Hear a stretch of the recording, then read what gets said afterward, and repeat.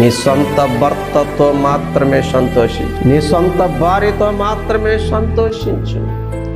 ఇది దేవుడు ఏర్పాటు చేసిన బంధం.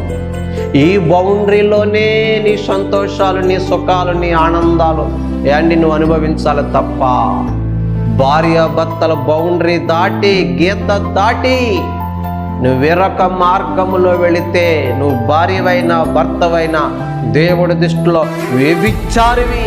వ్యభిచారుల గురించి ప్రకటన గ్రంథంలో ఎంత మీరు చదువురు కదా. ఆ 21:8 అంటున్నాడు, వ్యభిచారులకి పరలోకంలో చోటు లేదు, వారు మండు అగ్నిగుండంలో కాలిపోతారంట, నరకంలో పడవేయబడతారంట.